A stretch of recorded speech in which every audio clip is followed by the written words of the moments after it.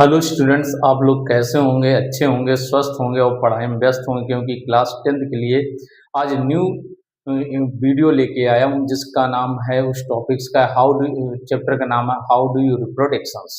उस how do you reproductions में जो नेक्स्ट टॉपिक्स आपका फ्लावर के बाद में सेक्सुअल रिप्रोडक्शन में फ्लावर के बाद में नेक्स्ट आपका मैंने दिया फीमेल गैमेटोफाइट्स यानी मेगा स्पोर। फिर नेक्स्ट में दे रखा टॉपिक्स है फर्टिलाइजेशन।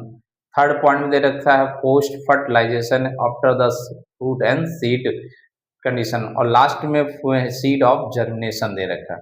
इसलिए सबसे पहले आप लोग इस चैनल को सब्सक्राइब करिए, लाइक करिए, बेल आइकन दबाइए और अपने फ्रेंड की हेल्प करिए, शेयर भी करिए जिससे आपकी हेल्प हो सके, उसकी भी हेल्प हो सके।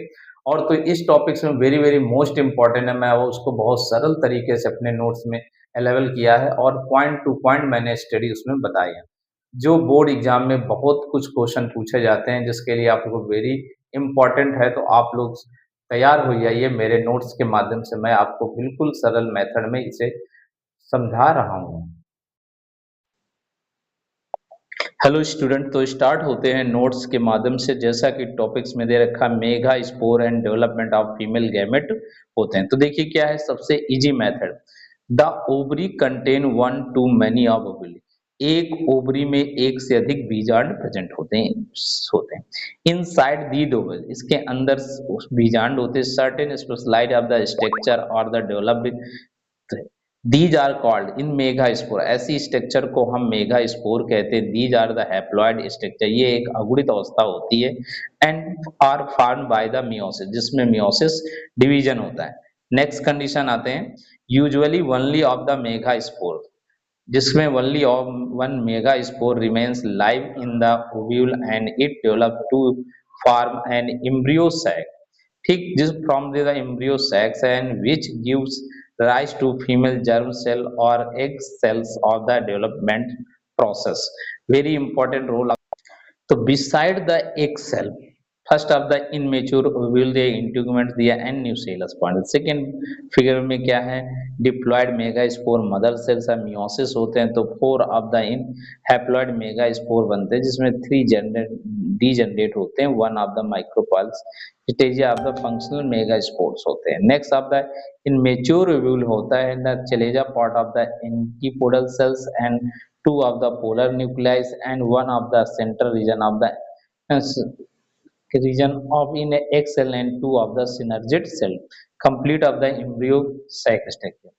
Beside egg cell, other cell in the embryo sac, antipodal cells, three of the antipodal cells, two of the in synergid cell, one, two of the polar nuclei, and one of the large of the egg cells is the haploid represent of the female gametes.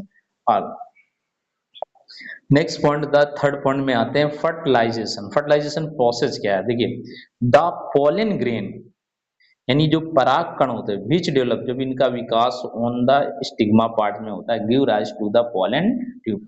जैसे ये pollen grain stigma में पहुंचते हैं, ये एक प्रकार का सर्करी material को एब्जॉर्ब करते हैं और ए राइज ऑफ पोलन ट्यूब बनाते हैं। This pollen type contain male gamete sperm, जिसके अंदर मेल गैमेट स्पर्म नर युग्मक होते हैं। The tube now grow towards in the ovule, ये ट्यूब नली होती है मुख्य रूप से बीजांड की ओर ग्रोथ करना शुरू कर देती है स्टाइल से। After the reach the ovule, जैसे वो रीच ओव्यूल के पास पहुंचती है, the tube of the penetrates in the ovule, ovule की पार्ट्स को पेनिट्रेट करती है and reach the embryo sac, और एम्ब्रियो सैक में पहुंच जाती है। इनसाइड द एम्ब्रियो सैक, इसके अंदर की ओर जो एम्ब्रियो सैक होता है, the tip of the pollen tube burst, उसके टिप पोर्शन के पोलन ट्यूब को ब्रेक को टूट तोड़ देता है एंड रिलीज जाइस्मा, और अपने स्पर्म मेल गैमेट को रिलीज करता है। This is a for the figure of the according देखते हैं। तो first of the stigma parts है and second of the style है। Third a large of the structure जो बनी हुई है वो पोलन ट्यूब्स है। पोलन ट्यूब्स में बीचों बीच में एम्ब्रियो सैक है। एम्ब्रियो सैक्स के पूरी ऊपर सर्वे में ओव्यूल है, बीजांड कोष, और ये एम्ब्रियो सैक में अंदर की ओर चलेजा पार्ट में antipodal cell, three antipodal cell, two of the polar nuclei and one large of the egg cell and two of the synergy cell present होती हैं। ओके, नेक्स्ट आते हैं one sperm of the male gamete goes to the fertilize the egg cell has syngamy process and result in the formation of zygote, जिसमें fertilization होने के पश्चात zygote बनता है। Zygote of the diploid phase होता है which give rise to the proper embryo. इसी को हम भ्रूण कोश भ्रूण कोश कहते हैं, एम्ब्रियो कहते हैं। and another the sperm fuse with the polar nuclei triple fusion। Next second nucleus क्या होता है, पोलर न्यूक्लियस से फर्टिलाइज कर देता है, ट्रिपल फ्यूजन होता है जिसे हम ट्रिप्लॉइड इंडोस्पर्म न्यूक्लियस या 3n न्यूक्लियस के नाम से जानते हैं। विच लेटर इसके बाद divide of the many times of the in endosperm, कोशिकाएं लगातार डिवाइड होती हैं which provide of the nutrition, जो फूड मटेरियल को डेवलप करके जाइगोट को ग्रोथ करती हैं। And embryo since there are two types of the fusion, इसमें दो प्रकार के फ्यूजन होते हैं, by male gametes of the angiospermae plants and the phenomena is the called of the double fertilization, यानी इस प्रोसेस को हम डबल फर्टिलाइजेशन कहते हैं। यानी कि मतलब है first male gamete of the egg cell fertilize जाता है, true of the fertilization that is called of the in zygote process in the diploid phase। second nucleus male nuclear fertilize of the two polar nuclei of the three cell and triple fusion as as called of the in है primary endosperm होते हैं। The endosperm of the food material तैयार है the in zygote portion of the in condition. Next point में आते हैं post fertilisation change and seed formation process. After the fertilisation निषेचन के पश्चात ओवरी ग्रोथ इन करती है fruit and the becomes ripened mature होती है such as the ripened ovary is called of the fruit. Ovary change होकर fruit बनाती है और ओवल चेंज होकर सीड में कन्वर्ट हो जाता है। The fruit of the coat of ovary wall form of the seed fruit coat बनते हैं। Meanwhile, the petals, sepals, stamen, style and stigma may be shrivel and fall off।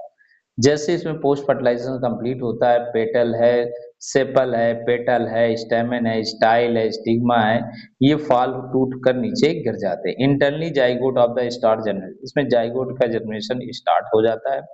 The ovule becomes the seed, जिसके ovule किसमें change हो जाता है, seed में change हो जाता है। In this the way seed contain the germination, कुछ समय पश्चात सीड्स क्या जर्मिनेट करता है और embryo in the future plant, जो भविष्य के नए पौधे का डेवलपमेंट करता है।